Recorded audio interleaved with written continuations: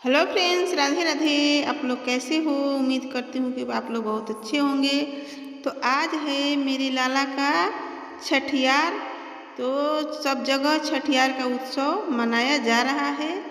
तो हम भी इस छठियार के उत्सव पर लेकर आए हैं बहुत सुंदर छठी गीत। एक साथ में 2 गीत है, आप लोग सुनिए और सपोर्ट करना। तो आइए हम आप लोग को छठियार गीत सुनाते हैं और जैसा भी लगेगा आप लोग कमेंट में ज़रूर बताइएगा। तो चलिए सुनाते हैं।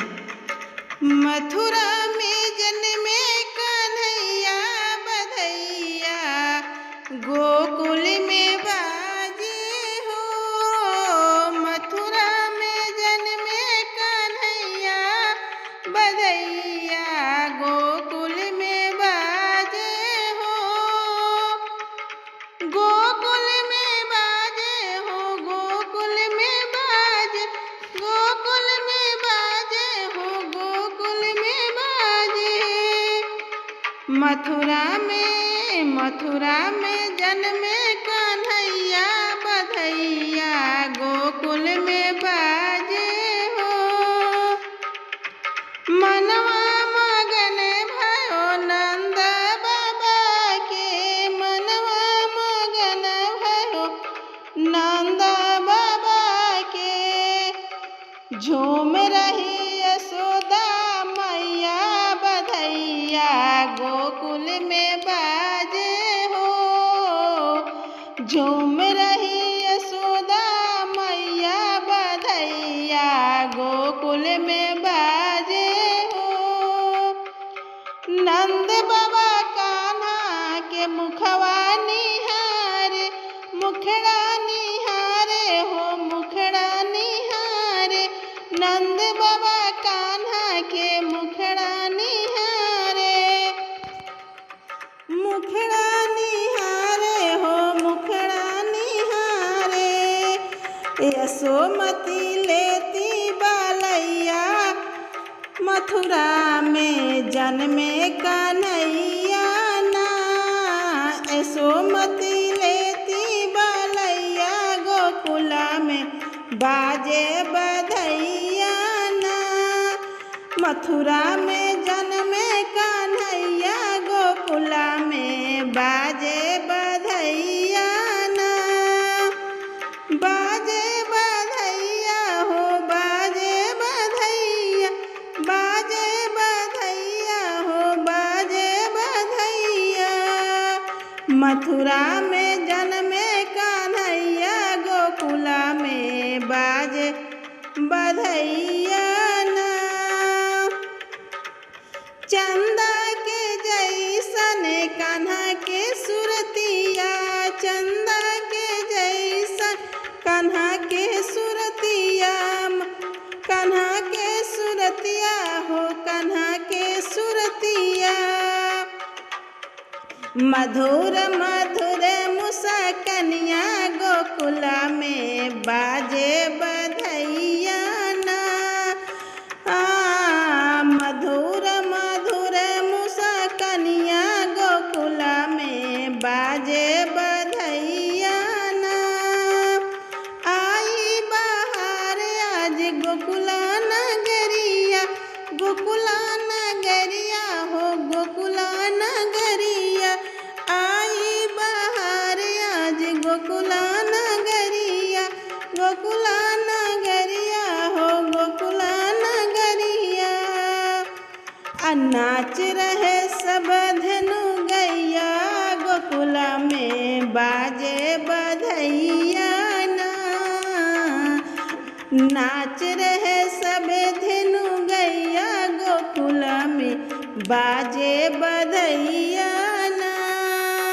इसी के साथ एक और सुनिए गीत, इसका ताल बोल अलग है। मथुरा में कृष्ण जन्म ले, बधावा बाजे गोकुल, बधावा बाजे गोकुल हो। ये ललन नंद घरे भइले उजियार, महलिया उठे सोहारा।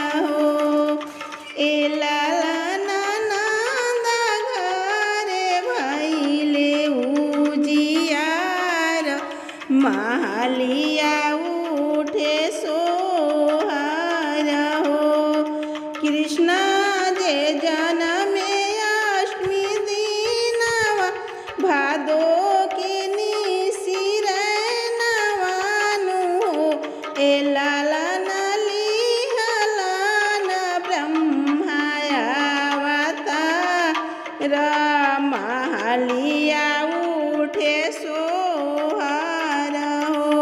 ए लालन लिहलन ब्रह्माया अवतार महलिया उठे सोहर हो। नाचतारी ब्रिजवा के नारी बिहारी के निहारी रूप बिहारी के निहारी रूप हो। ए लालन सूरत जरेला आंगारा महलिया उठे सोहर हो। ए लालन सूरत जरेला आंगारा महलिया उठे सोहर हो। जसोदा झूलावतारी पालना झूलत बाड़े लालनानु हो। ए लालना देव बरसावे फूल के हार महलिया उठे सोहर हो।